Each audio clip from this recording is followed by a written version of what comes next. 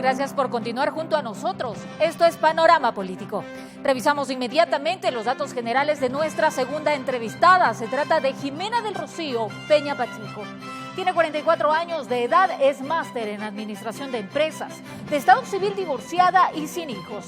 Experiencia en el sector privado, trabajadora de una fábrica de ropa, además de funcionaria de la Seguridad Social en Estados Unidos y trabajadora del Wall Street, entre otros cargos. Experiencia en el sector público, de 2013 a 2017 y de 2017 a octubre del 2020, como asambleísta por la circunscripción Estados Unidos y Canadá. Candidaturas presidenciales. Esta es la primera vez que participa. Migró a los Estados Unidos cuando solo tenía 19 años. Jimena Peña es una de las más fieles militantes de Alianza País. En un principio cercana al expresidente Rafael Correa, pero también crítica al actual gobierno. Peña es la única mujer que terciará en las próximas elecciones. Ella es la figura política del partido de gobierno. La lista de Alianza País la catapulta como su presidenciable para el 2021. Con una carrera política muy activa en los últimos años, Jimena del Rocío Peña fue migrante irregular en los Estados Unidos, donde desde muy joven trabajó en una fábrica de ropa. Allí aprendió a dominar el idioma y con esfuerzo, comenta, llegó a ser funcionaria del gobierno americano. Ha sido 2 veces legisladora por los migrantes y esa ha sido su meta principal, velar por los derechos de aquellos que deciden abandonar el país en búsqueda de mejores días. Peña es cuencana. Ha impulsado espacios para las víctimas de abuso infantil y violencia doméstica.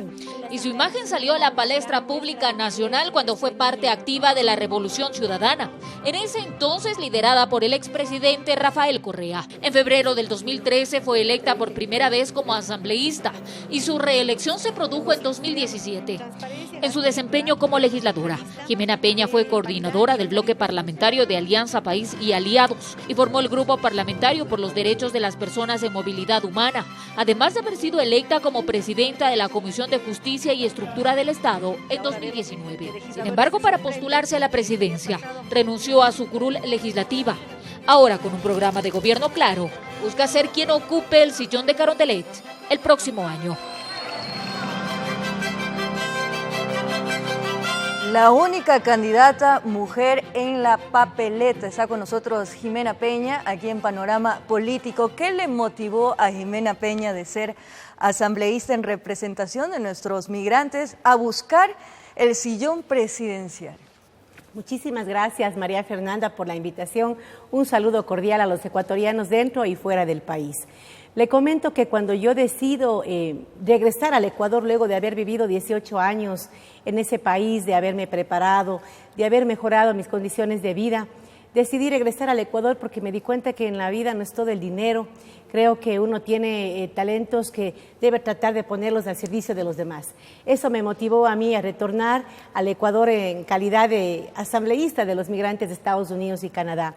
Y luego de 7 años y 5 meses de haber desarrollado esta función de manera honesta, siempre priorizando los intereses de la gente a la que he tenido el honor de representar, se abrió esta posibilidad de ser candidata a la presidencia. Y las mismas motivaciones, María Fernanda, el poder servir, el poder decir, bueno, si ustedes requieren de mi contingente, de mis capacidades, vamos a estar ahí, no solamente en representación de la organización política a la que me debo, sino también en representación de las mujeres. María Fernanda, es una lástima que en esa papeleta únicamente tengamos una candidata a la presidencia, cuando las mujeres representamos más del 50% de la población. Así es que sin duda parte del análisis fue también la representación de las mujeres. Pero no se ha cumplido con la ley entonces, con la paridad de género.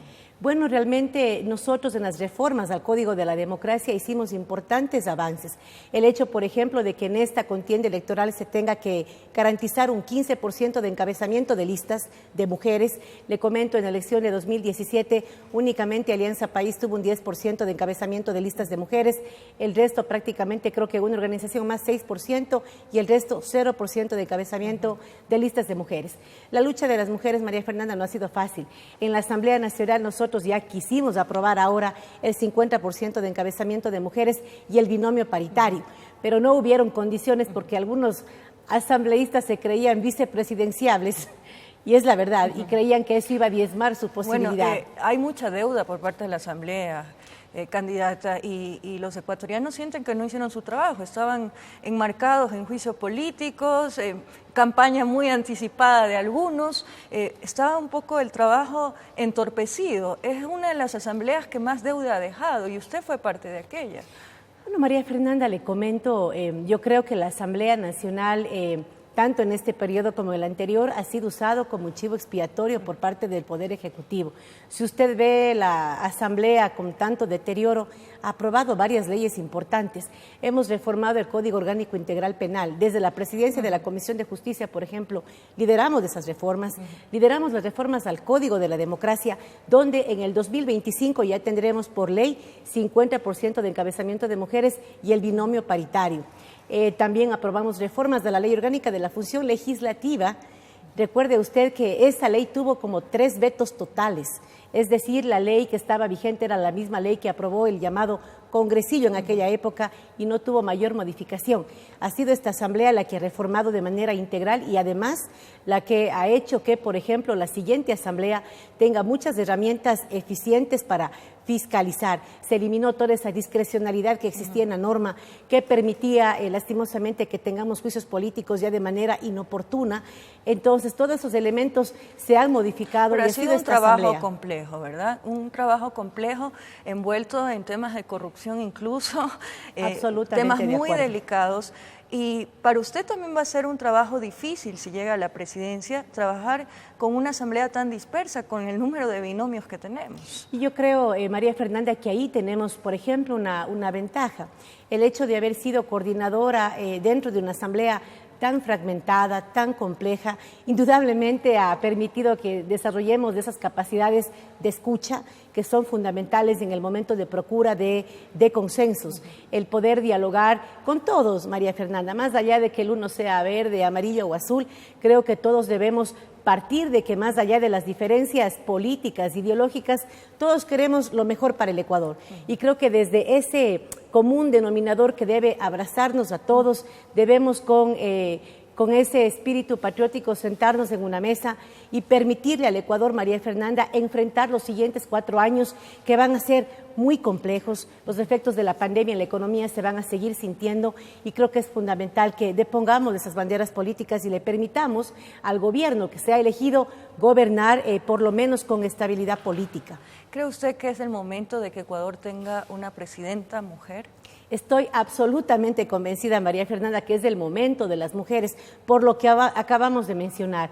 La política en el Ecuador ha sido una política de mucha disputa, de ego. Las organizaciones políticas tienen dueños y esos dueños lastimosamente son hombres líderes que han promovido una política del que más grita, el que más insulta, el que usa la mala palabra. Y realmente esa no es la política que se merece el Ecuador y los jóvenes que son el futuro de la misma. Por eso desde las mujeres podemos promover una política de respeto, de reconciliación, una política desde la visión de las mujeres, con esas prioridades que tenemos las mujeres en nuestros hogares. Y yo le pregunto a usted, María Fernanda, una mujer, más allá de la complejidad que puede vivir, sabe que el alimento para su familia es sagrado. Si tiene que dejar de comprarse lo que requiere para que su hijo estudie, para comprarle un cuaderno, lo hace.